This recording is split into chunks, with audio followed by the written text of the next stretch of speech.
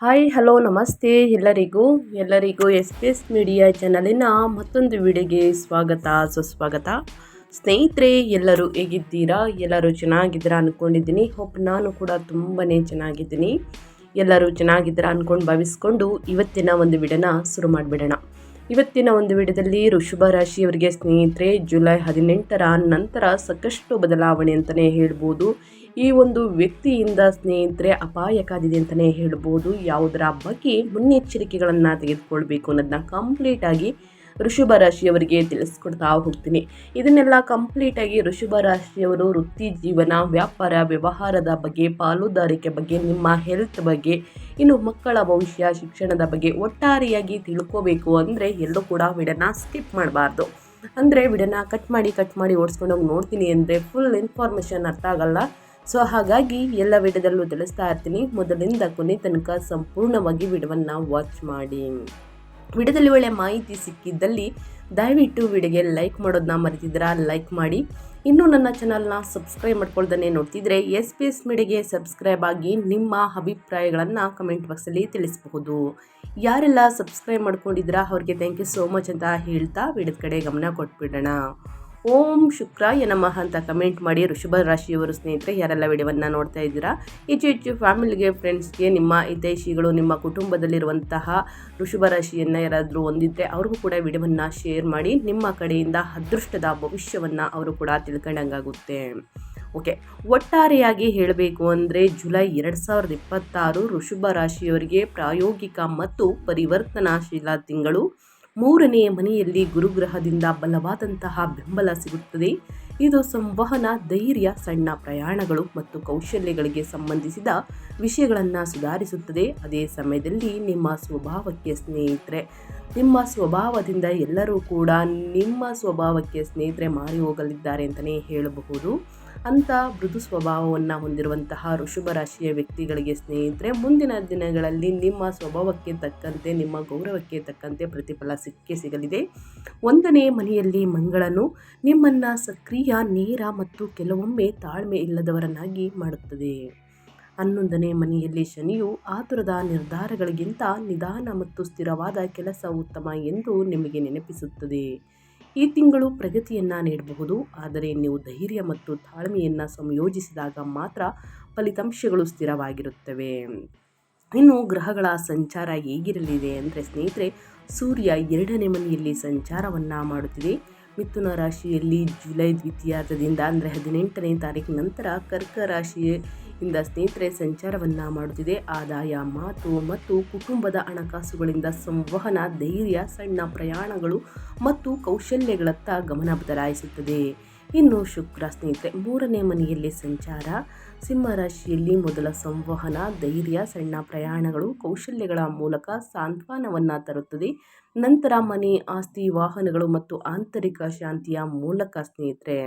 ಒಟ್ಟಾರೆಯಾಗಿ ಹೇಳಬೇಕು ಅಂದರೆ ಗ್ರಹಗಳ ಸಂಚಾರ ಮತ್ತು ಗ್ರಹಗಳ ಸ್ಥಾನ ಬದಲಾವಣೆಯಿಂದ ವೃಷಭ ರಾಶಿಯವರು ಏನೆಲ್ಲ ಬದಲಾವಣೆಯನ್ನು ನೋಡಲಿದ್ದೀರಿ, ನಿಮ್ಮ ವ್ಯಾಪಾರ ವ್ಯವಹಾರದಲ್ಲಿ, ಸ್ವಯಂ ಉದ್ಯೋಗದಲ್ಲಿ ನನ್ನ ಮೊದಲನೇದಾಗಿ ತಿಳಿಸ್ಕೊಡ್ತೀನಿ ಸ್ನೇಹಿತರೆ. ಯಾರು ಆ ಹೊಸ ವ್ಯಕ್ತಿಯಿಂದ ಸ್ನೇಹಿತರೆ ಅಪಾಯ ಕಾದಿದೆ ಅನ್ನೋದು ಕೂಡ ತಿಳಿಸ್ಕೊಡ್ತೀನಿ. ಎಲ್ಲೂ ಕೂಡ ಸ್ಕಿಪ್ ಮಾಡ್ದೇ ಕೊನೆ ತನಕ ವಾಚ್ ಮಾಡಿ. ಸಬ್ಸ್ಕ್ರೈಬ್ ಆಗಿಲ್ಲ ಅಂದರೆ ಎಸ್ ಪಿ ಎಸ್ ಮೀಡಿಯಾಗೆ ಸಬ್ಸ್ಕ್ರೈಬ್ ಆಗಿ ಇದೇ ರೀತಿ ನಿಮ್ಮ ರಾಶಿ ಭವಿಷ್ಯವನ್ನು ತಿಳ್ಕೊತಾ ಹೋಗ್ತೀರಾ. ವ್ಯವಸ್ಥರು ಈ ತಿಂಗಳನ್ನು ವಾಸ್ತವಿಕ ಯೋಜನೆಗಾಗಿ ಬಳಸಬೇಕು. ಗುರುವು ಸಂವಹನ, ಧೈರ್ಯ, ಸಣ್ಣ ಪ್ರಯಾಣಗಳು ಮತ್ತು ಕೌಶಲ್ಯಗಳ ಮೂಲಕ ಬೆಳವಣಿಗೆಯನ್ನು ಬೆಂಬಲಿಸುತ್ತದೆ. ಆದರೆ ಬುಧನ ಚಲನೆಯು ಚರ್ಚೆಗಳು, ಕಾಗದ ಪತ್ರಗಳು ಮತ್ತು ಮಾತುಕತೆಗಳನ್ನು ಸುಧಾರಿಸುತ್ತದೆ. ನಿಮ್ಮ ಕ್ಷೇತ್ರವನ್ನು ಅವಲಂಬಿಸಿ ಹೊಸ ಗ್ರಾಹಕರು, ಸಂಪರ್ಕಗಳು, ಪ್ರಯಾಣ ಅಥವಾ ಆನ್ಲೈನ್ ಸಂವಹನದ ಮೂಲಕ ಬರಬಹುದು. ಆದಷ್ಟು ಭಾವನೆ ಅಥವಾ ಒತ್ತಡದ ಮೇಲೆ ಮಾತ್ರ ವಿಸ್ತರಿಸಬೇಡಿ. ಮಂಗಳವು ನಿಮಗೆ ಆತ್ಮವಿಶ್ವಾಸವನ್ನು ನೀಡಬಹುದು, ಆದರೆ ಶನಿಯು ದಸ್ತಾವೇಜೀಕರಣ, ಬಜೆಟ್ ನಿಯಂತ್ರಣ ಮತ್ತು ತಾಳ್ಮೆಯನ್ನು ಕೇಳುತ್ತದೆ. ನಿರ್ಧಾರಗಳನ್ನು ಸರಿಯಾಗಿ ಪರಿಶೀಲಿಸಿದಾಗ ರಿಯಲ್ ಎಸ್ಟೇಟ್, ಶಿಕ್ಷಣ, ಸಲಹಾ, ಸಂವಹನ, ತಾಂತ್ರಿಕ ಕೆಲಸ, ವ್ಯಾಪಾರ ಮತ್ತು ಸೇವಾ ಆಧಾರಿತ ಚಟುವಟಿಕೆಗಳು ಪ್ರಗತಿಯನ್ನು ಸಾಧಿಸಬಹುದು. ವ್ಯಾಪಾರ ವ್ಯವಹಾರದಲ್ಲಿ ಮಧ್ಯ ವ್ಯಕ್ತಿಯನ್ನು ಯಾವುದೇ ಕಾರಣಕ್ಕೂ ನಂಬೇಡಿ ಸ್ನೇಹಿತರೆ, ಯಾಕಂದರೆ ಅವರಿಂದ ಮೋಸ ಹೋಗುವಂತಹ ಚಾನ್ಸಸ್ ಇರುತ್ತದೆ. ಏನಾದರೂ ಹೂಡಿಕೆಯನ್ನು ಮಾಡಬೇಕು ಅಥವಾ ಪಾಲುದಾರಿಕೆಗೆ ಸಹಿಯನ್ನು ಹಾಕಬೇಕು ಅಂತಂದರೂ ಕೂಡ ಯಾರನ್ನೂ ಕೂಡ ಈ ಸಮಯದಲ್ಲಿ ಕುರುಡರಾಗಿ ನಂಬೇಡಿ. ಮೋಸ ಮಾಡುವಂತಹ ಚಾನ್ಸಸ್ ಅತಿ ಹೆಚ್ಚಾಗಿದೆ. ಸೊ ಹಾಗಾಗಿ ಸ್ನೇಹಿತರೆ, ನಿಮ್ಮ ಸ್ವಭಾವಕ್ಕೆ ಸ್ನೇಹಿತರೆ ಮೋಸ ಮಾಡಬಹುದು ಎಂಬ ಆಲೋಚನೆ ಅವರ ತಲೆಗೆ ಬರಲಿದೆ. ಸೊ ಹಾಗಾಗಿ ಯಾರನ್ನು ಕೂಡ ಈ ಸಮಯದಲ್ಲಿ ಕುರುಡರಾಗಿ ನಂಬೇಡಿ. ಇದರ ಬಗ್ಗೆ ತಿಳ್ಕೊಂಡು ಪರಿಣಿತರ ಸಲಹೆಗಳನ್ನು ತೆಗೆದುಕೊಂಡು ಹಿರಿಯರ ಮಾರ್ಗದರ್ಶನದಿಂದ ಹೂಡಿಕೆಯನ್ನು ಮಾಡಿ ಮುಂದಿನ ದಿನಗಳಲ್ಲಿ ಲಾಭ ಸಿಗಲಿದೆ. ಇನ್ನು ಅದೇ ರೀತಿ ಸ್ನೇಹಿತರೆ, ಸಾಕಷ್ಟು ಬದಲಾವಣೆಯನ್ನು ನೋಡಲಿದ್ದೀರಿ ಅಂತಲೇ ಹೇಳಬಹುದು. ಯಾವುದರ ಬಗ್ಗೆ ಅನ್ನೋದನ್ನ ನೋಡೋದಾದರೆ, ಹಣಕಾಸಿನ ಸ್ಥಿತಿ ಹೇಗಿರಲಿದೆ, ಯಾವುದರ ಬಗ್ಗೆ ಎಚ್ಚರಿಕೆ ವಹಿಸಬೇಕು ಅನ್ನೋದನ್ನ ನೋಡ್ತಾ ಹೋಗೋಣ. ವೈಯಕ್ತಿಕ ಅಗತ್ಯಗಳಿಗಾಗಿ ಖರ್ಚುಗಳು ಹೆಚ್ಚಾಗಬಹುದು. ಸ್ಥಾನಮಾನ ಅಥವಾ ವಿಶ್ವಾಸವನ್ನು ಸಾಬೀತುಪಡಿಸಲು ಮಾತ್ರ ಖರ್ಚು ಮಾಡುವುದನ್ನು ತಪ್ಪಿಸಿ. ಗುರುವು ರಕ್ಷಣೆ ಮತ್ತು ಉತ್ತಮ ತೀರ್ಪನ್ನು ತರುತ್ತಾನೆ. ವಿಶೇಷವಾಗಿ 3ನೇ ಮನೆಗೆ ಸಂಬಂಧಿಸಿದಂತಹ ವಿಷಯಗಳಲ್ಲಿ ಸ್ನೇಹಿತರೆ, ಸ್ಥಿರವಾದಂತಹ ಕೆಲಸದ ಮೂಲಕ ಆದಾಯವು ಸುಧಾರಿಸಬಹುದು. ಆದರೆ ಖರ್ಚುಗಳನ್ನು ಬರೆದಿಟ್ಟುಕೊಳ್ಬೇಕು ಮತ್ತು ನಿಯಂತ್ರಿಸಬೇಕು. ಯಾವುದೇ ಪುರಾವೆಗಳಿಲ್ಲದೆ, ಊಹಾತ್ಮಕ ನಿರ್ಧಾರಗಳಿಲ್ಲದೆ ಮತ್ತು ಭಾವನಾತ್ಮಕ ಖರೀದಿಗಳಿಲ್ಲದೆ ಸಾಲ ನೀಡುವುದನ್ನು ಆದಷ್ಟು ತಪ್ಪಿಸಿ ಸ್ನೇಹಿತರೆ. ನೀವು ಆಸ್ತಿ, ವಾಹನ, ಶಿಕ್ಷಣ, ಪ್ರಯಾಣ ಅಥವಾ ವ್ಯಾಪಾರ ಹೂಡಿಕೆಯನ್ನು ಯೋಜಿಸುತ್ತಿದ್ದರೆ ಅಂತಿಮಗೊಳಿಸುವ ಮೊದಲು ಆಯ್ಕೆಗಳನ್ನು ಎಚ್ಚರಿಕೆಯಿಂದ ಹೋಲಿಕೆಯನ್ನು ಮಾಡಿ. ಹಣಕಾಸಿನ ವಿಚಾರದಲ್ಲೂ ಕೂಡ ಸ್ನೇಹಿತರೆ, ಯಾರನ್ನು ಕುರುಡರಾಗಿ ನಂಬೇಡಿ ಅಂತ ಹೇಳ್ತಾ, ಸಾಲ ಕೊಡುವುದಕ್ಕೆ ಸ್ನೇಹಿತರೆ ಏನೆಲ್ಲ ಪತ್ರಗಳನ್ನು ಕೊಡ್ತಾರೆ ಅದನ್ನು ಕೂಡ ಪರಿಶೀಲಿಸಿ ನಂತರ ಸಾಲ ಕೊಡ್ಬೋದಾ ಅಥವಾ ಸಾಲ ಕೊಡಬಾರ್ದಾ ಅನ್ನೋದನ್ನ ಯೋಚಿಸಿ ಆ ನಂತರ ಕೊಡಿ. ದೊಡ್ಡ ಮೊತ್ತದಲ್ಲಿ ಯಾರಿಗೂ ಕೂಡ ಹಣವನ್ನು ಸಾಲವಾಗಿ ನೀಡಬೇಡಿ, ಅದು ಹಿಂತಿರುಗಿಸಿ ಬರುವುದಿಲ್ಲ ಅಂತಲೇ ಹೇಳಬಹುದು. ಇನ್ನು ಅದೇ ರೀತಿ ನಿಮ್ಮ ವೃತ್ತಿ ಜೀವನದ ಬಗ್ಗೆ ಹೇಳೋದಾದರೆ, ಏನೆಲ್ಲ ಬದಲಾವಣೆಯನ್ನು ವೃಷಭ ರಾಶಿಯ ವ್ಯಕ್ತಿಗಳು ನೋಡಲಿದ್ದೀರಿ, ಯಾವುದರ ಬಗ್ಗೆ ಎಚ್ಚರಿಕೆ ವಹಿಸಬೇಕು ಅಂದರೆ, ಸಂವಹನ, ದಾಖಲೀಕರಣ, ಮಾರ್ಕೆಟಿಂಗ್, ಮಾಧ್ಯಮ, ಮಾರಾಟ ಅಥವಾ ಅಲ್ಪ ದೂರ ಪ್ರಯಾಣವು ಪ್ರಗತಿಯನ್ನು ತರುತ್ತದೆ. ನಿಮ್ಮ ಧೈರ್ಯ ಸುಧಾರಿಸುತ್ತದೆ, ಆದರೆ ಅತಿಯಾದ ಭರವಸೆಗಳನ್ನು ನೀಡುವುದನ್ನು ತಪ್ಪಿಸಿ. ತಿಂಗಳ ದ್ವಿತೀಯಾರ್ಧವು ಹೆಚ್ಚು ನಿರ್ಣಾಯಕವಾಗಿರುತ್ತದೆ ಸ್ನೇಹಿತರೆ, ಏಕೆಂದರೆ ಸೂರ್ಯನು ಕರ್ಕ ರಾಶಿಯಲ್ಲಿ ಉತ್ತುಂಗದಲ್ಲಿರುವಂತಹ ಗುರುವಿನ ಜೊತೆ ಸೇರುತ್ತಾರೆ. ವೃಷಭ ರಾಶಿಯವರಿಗೆ ಇದು 3ನೇ ಮನೆಯನ್ನು ಸಕ್ರಿಯಗೊಳಿಸುತ್ತದೆ. ಆದ್ದರಿಂದ ಸಂವಹನ, ಧೈರ್ಯ, ಸಣ್ಣ ಪ್ರಯಾಣಗಳು ಮತ್ತು ಕೌಶಲ್ಯಗಳಿಗೆ ಸಂಬಂಧಿಸಿದ ವೃತ್ತಿ ನಿರ್ಧಾರಗಳು ಮುಖ್ಯವಾಗುತ್ತವೆ ಅಂತಲೇ ಹೇಳಬಹುದು. 1ನೇ ಮನೆಯಲ್ಲಿ ಮಂಗಳನ ಸಂಚಾರ ನಿಮಗೆ ಧೈರ್ಯವನ್ನು ನೀಡಲಿದೆ ಮತ್ತು ವೇಗವನ್ನು ನೀಡುತ್ತದೆ. ಅದಿಯಾಗೂ ಹಿರಿಯರು, ಕ್ಲೈಂಟ್ಗಳು ಅಥವಾ ಸಹೋದ್ಯೋಗಿಗಳೊಂದಿಗೆ ಕಠಿಣವಾಗಿ ಮಾತನಾಡುವುದನ್ನು ತಪ್ಪಿಸಿ. ನೀವು ಮಾಡುವಂತಹ ಕೆಲಸದ ಜಾಗದಲ್ಲಿ ಸ್ನೇಹಿತರೆ ಒಂದು ಹೊಸ ವ್ಯಕ್ತಿ ಆಗಮನವಾಗಲಿದ್ದಾರೆ. ಅವರಿಂದ ಸಾಕಷ್ಟು ಸಮಸ್ಯೆಗಳು ನಿಮ್ಮ ಮೇಲೆ ಬರಲಿದೆ ಸ್ನೇಹಿತರೆ, ಸಾಕಷ್ಟು ಸಮಸ್ಯೆಗಳು ತಂದು ಒಡ್ಡಲಿದ್ದಾರೆ ಅಂತಲೇ ಹೇಳ್ಬೋದು. ಆದಷ್ಟು ಅವರಿಂದ ದೂರವಿರುವುದು ಉತ್ತಮ. ಇನ್ನು 1ನೇ ಮನೆಯಲ್ಲಿ ಶನಿಯ ಸ್ಥಾನವು ಕೆಲವು ಫಲಿತಾಂಶಗಳನ್ನು ವಿಳಂಬಗೊಳಿಸಬಹುದು. ಆ ವ್ಯಕ್ತಿಯಿಂದ ಸ್ನೇಹಿತರೆ ನಿಮ್ಮ ಮೇಲಧಿಕಾರಿಗಳಿಂದ ನಿಮಗೆ ವಾದ ವಿವಾದಗಳು, ಸಣ್ಣ ಪುಟ್ಟ ಮನಸ್ತಾಪಗಳು ನಿಮ್ಮಿಬ್ಬರ ನಡುವೆ ಬರಬಹುದು. ಆದರೆ ಇದು ನಿಮಗೆ ಹೆಚ್ಚು ಪ್ರಬುದ್ಧ ಕೆಲಸದ ಮಾದರಿಯನ್ನು ನಿರ್ಮಿಸಲು ಸಹಾಯವನ್ನು ಮಾಡಲಿದೆ. ಒಟ್ಟಾರೆಯಾಗಿ ಹೇಳಬೇಕು ಅಂದರೆ, ವೃಷಭ ರಾಶಿಯವರು ವೃತ್ತಿ ಜೀವನದಲ್ಲಿ ಏನೆಲ್ಲ ಬದಲಾವಣೆಯನ್ನು ನೋಡಲಿದ್ದೀರಿ, ಯಾವುದರ ಬಗ್ಗೆ ಎಚ್ಚರಿಕೆ ವಹಿಸಬೇಕು ಅನ್ನೋದನ್ನ ಕಂಪ್ಲೀಟಾಗಿ ತಿಳಿಸ್ಕೊಟ್ಟಿದ್ದೀನಿ. ಇನ್ನು ಅದೇ ರೀತಿ ನಿಮ್ಮ ಹೆಲ್ತ್ ಅಂದರೆ ನಿಮ್ಮ ಆರೋಗ್ಯ ಮತ್ತು ಯೋಗಕ್ಷೇಮದ ಬಗ್ಗೆ ಯಾವುದರ ಬಗ್ಗೆ ಎಚ್ಚರಿಕೆ ವಹಿಸಬೇಕು, ಏನೆಲ್ಲ ಬದಲಾವಣೆಗಳು ಕಂಡು ಬರಲಿದೆ ನಿಮ್ಮ ಹೆಲ್ತಲ್ಲಿ ಅನ್ನೋದನ್ನ ನೋಡೋದಾದರೆ, ಮೊದಲನೇದಾಗಿ ನಿಯಮಿತವಾಗಿ ನಿದ್ರೆಯನ್ನು ಮಾಡಬೇಕು. ಅತಿಯಾದ ಒತ್ತಡದಿಂದ, ಆಯಾಸದಿಂದ ಸ್ನೇಹಿತರೆ ನಿಮಗೆ ಸುಸ್ತು, ಜ್ವರ ಈ ರೀತಿ ನಿಮಗೆ ಕಾಣಿಸ್ಕೊಳ್ಬಹುದು.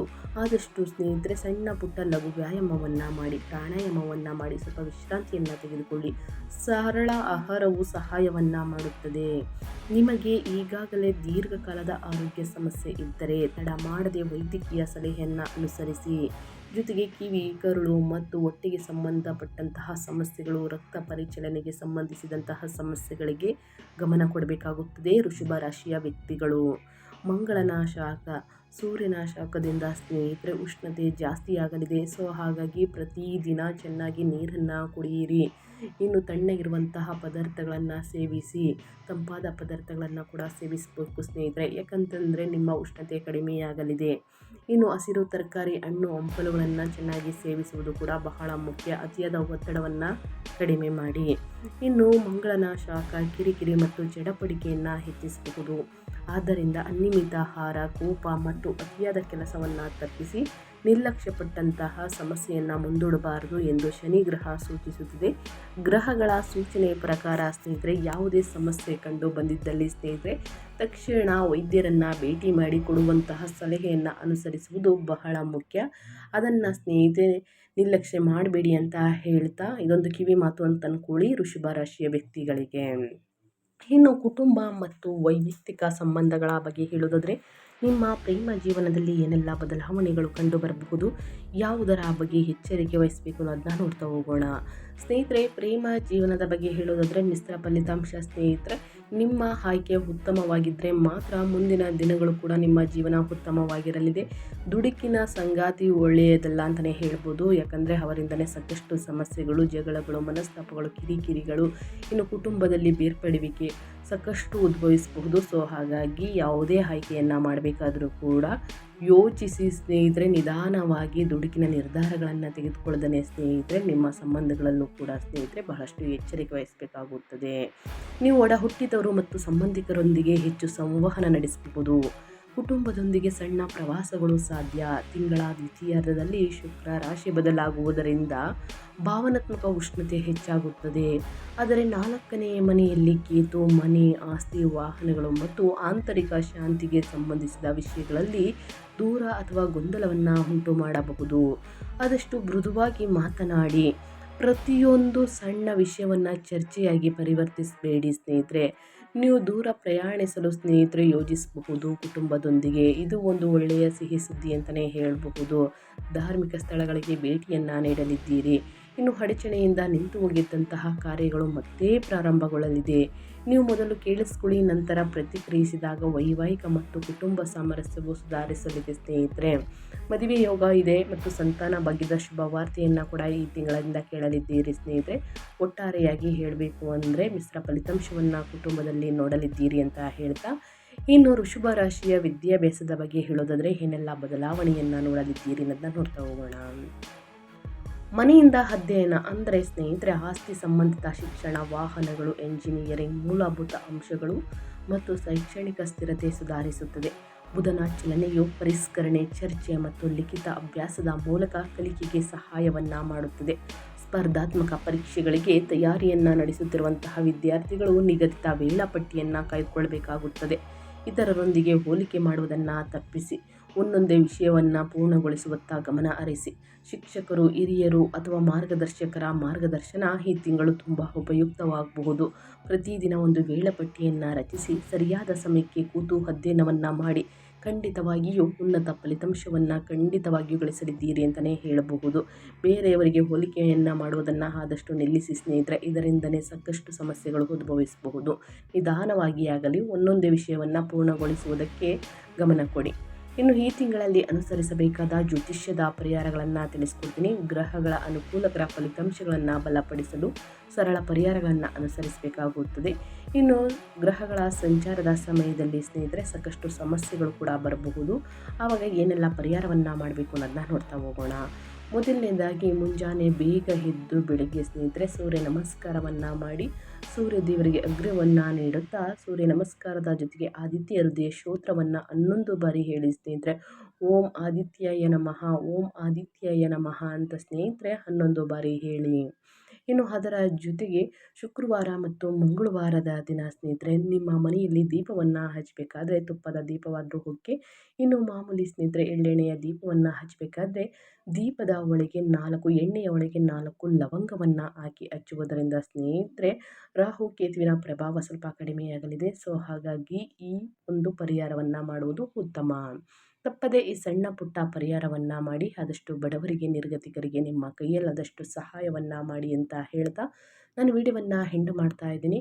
ಇವತ್ತಿನ ಒಂದು ವಿಡಿಯೋದಲ್ಲಿ ಸಂಪೂರ್ಣ ಮಾಹಿತಿ ಸಿಕ್ಕಿದ್ದಲ್ಲಿ, ಈ ವಿಡಿಯೋ ಯೂಸ್ಫುಲ್ ಅನಿಸಿದ್ದಲ್ಲಿ ವಿಡಿಯೋಗೆ ಲೈಕ್, ಕಮೆಂಟ್, ಶೇರ್ ಮಾಡಿ. ನಿಮಗೂ ಮತ್ತು ನಿಮ್ಮ ಕುಟುಂಬಕ್ಕೆ ತುಂಬಾ ಒಳ್ಳೆಯದಾಗಲಿ. ಮತ್ತೊಂದು ವಿಡಿಯೋ ಜೊತೆ ಮತ್ತೊಂದು ಹೊಸ ಭವಿಷ್ಯದಲ್ಲಿ ಸಿಗ್ತೀನಿ. Thank you for watching. ವೀಕ್ಷಕರೇ, ನಿಮ್ಮ ಜೀವನದಲ್ಲಿ ಏನೇ ಸಕಲ ಸಮಸ್ಯೆಗಳು ಇದ್ದರೂ ಕೂಡ ಸ್ಕ್ರೀನ್ ಮೇಲೆ ಕಾಣುತ್ತಿರುವಂತಹ ನಮ್ಮ ಗುರುಜಿಗಳ ನಂಬರ್ ಆದಂತಹ ಪಂಡಿತ್ ಶ್ರೀ ಶಂಕರ್ ನಾರಾಯಣ್ ಗುರುಜಿ ನಂಬರ್ಗೆ ಒಮ್ಮೆ ಕರೆ ಮಾಡಿ. ಎಲ್ಲ ಸಮಸ್ಯೆಗಳಿಗೆ ಶಾಶ್ವತ ಪರಿಹಾರವನ್ನು ಮಾಡಿಕೊಡುತ್ತಾರೆ.